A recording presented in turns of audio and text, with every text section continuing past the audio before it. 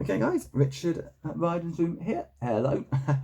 Doing my latest view. Now, I was thinking of doing these separately, but nah, what the hell, just do it as the trilogy. So this is the Darkness trilogy, which, if you're going to read the Legacy of Force books, yeah, it's essential reading. Let's just say spoiler for pretty much the entire New Jedi Order up to this point and a little bit of Legacy of Force's general outline. So basically, some things that happen in Legacy of Force, very unpopular with fans, I admit, and a third through it and have not liked the series all that much at all. Some people love it, some people don't, and that's all I'll say about it so far. Please do not say anything in spoilers because I know the gist of what happened, how it ends, but I don't know much else, like nothing that comes in the middle. So yeah, I intend to keep it that way for the next few months I'm reading the series. But yeah, effectively, these books play an important part in setting up how the characters will be. Because let's just say some of the characters are different to how they were in New Jedi Order. So yeah, it's going to do them one at a time, but I was thinking through them, and it wasn't that long ago I read these, January and Feb. I really should have done these at the time, because certain bits I could be mixing up, but nah. All three in one, so yeah.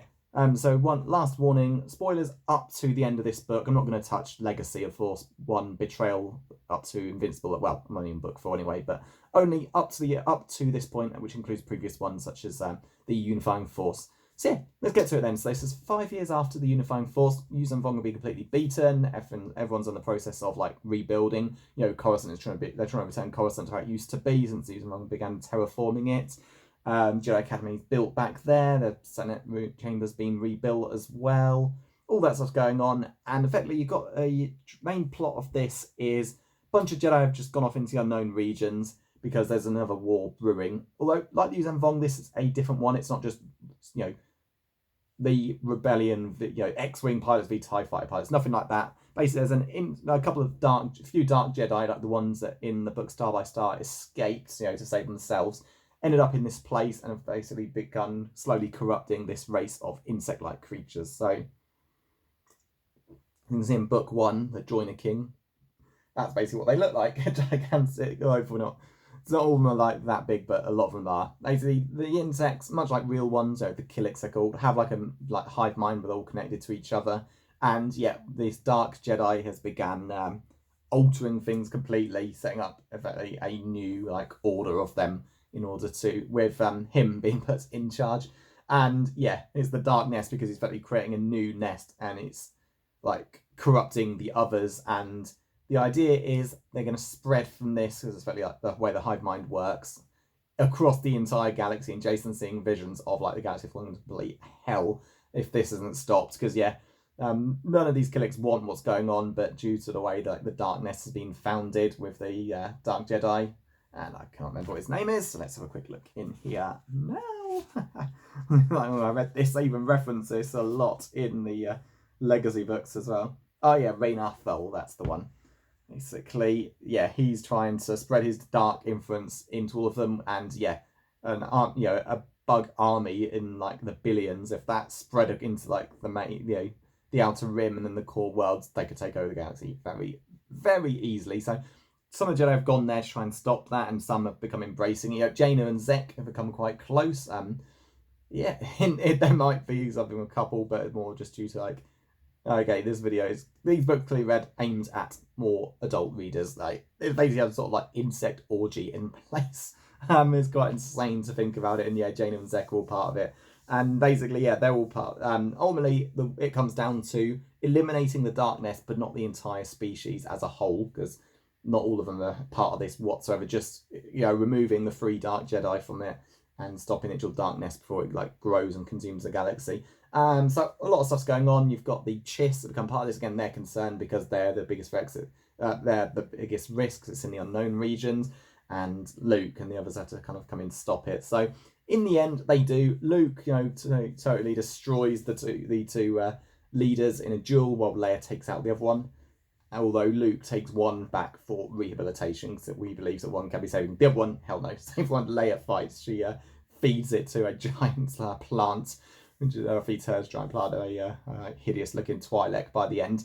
So yeah, other stuff that goes on. Luke basically decides that he needs to be like Yoda, the Grand Master of the Jedi Order, and make sure all responsibility ends with him. He's the one in charge, and everyone has to listen to him.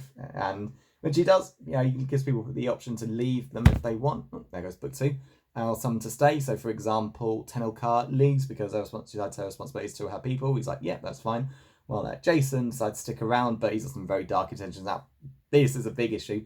Jason, yes, his experience with the Yu Zhanvong being tortured to a point where pain isn't something that concerns him in the slightest anymore. Changed him completely, gave him a new view in the Force, but it was more like Qui-Gon Jinn. He was viewing the Force differently to the Jedi or other Jedi in a sense of like how everyone has the right to live, etc.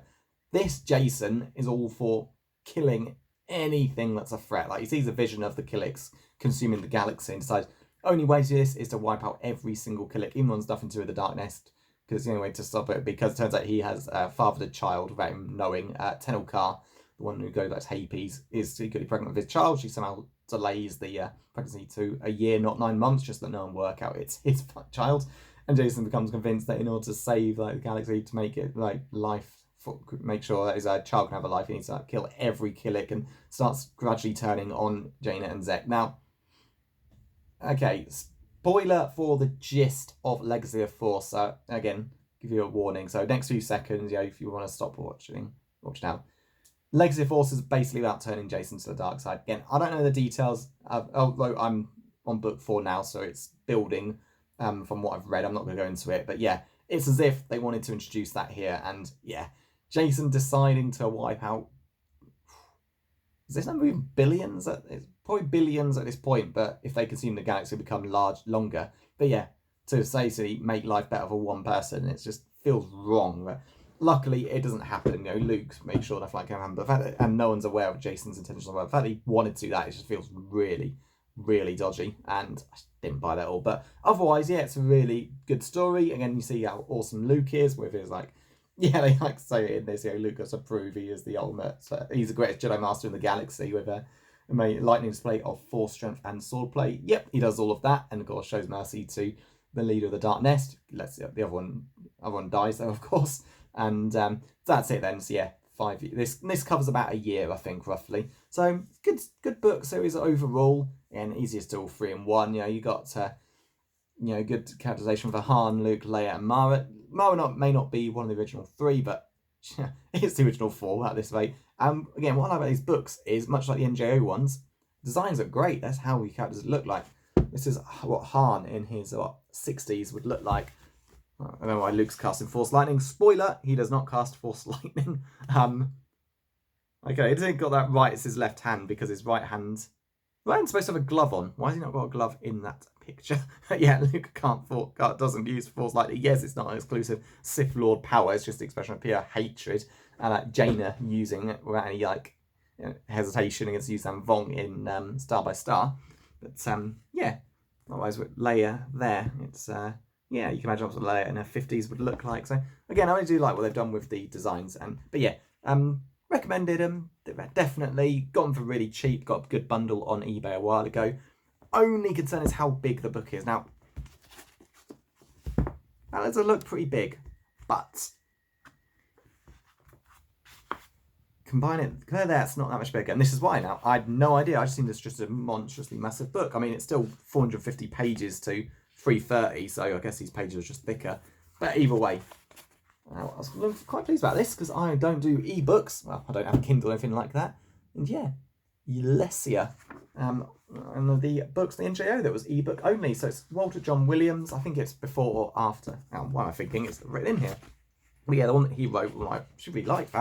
Definitely put my top 5 of the NJO, Destiny's Way. Where does this go timeline-wise? Oh, it goes after and before the Force Heritage Trilogy. So yeah, that's another good thing about these books. You get all these ebooks which aren't due out, which you think will never come out in paperback, but they eventually make their way into these books. Same with Darth Maul in his book Saboteur. There was another one, only 50 pages, but it was put in there, which is pretty cool. So yeah, that's it, Darkness Trilogy. So a lot of people say that the series should have ended at New Jedi Order. From what I've read so far in Legacy of Force, I'd agree. New Jedi Order so far is the perfect ending, but hey, not everything has to end, where you think it should, even no matter how perfect it feels. Like still, everyone, people get, people find something to like that others don't. So yeah, for let's say 50% of Star Wars fans that wish to end it with Unifying Force, another 50 are happy with it ending after that. And yeah, if you want more Star Wars, can't be going wrong with these books. Again, Jason's characterization is a bit dodgy. You know, what he's actually wants to do. Thankfully, he doesn't do any of it, but he's still thinking about it. You got like, you know, Jane and Zek got a good bond going, which is good because Jane's relationship with Jagged Fell is completely over. Yes, it is. Leia even shoots him down in one of these, although she's clearly trying not to kill him, and he does survive. He like EVs out at the last minute, and yeah, and then you got the other stuff that's going on. Not enough.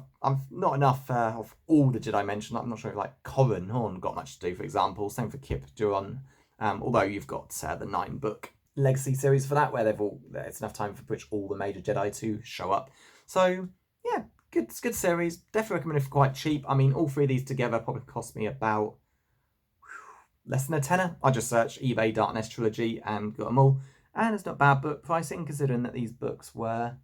Yep, $6.99 when new. For some reason this is the American print because it doesn't have the English price on the back, but let's just assume it's the same. So yeah, these books are what, £7 each?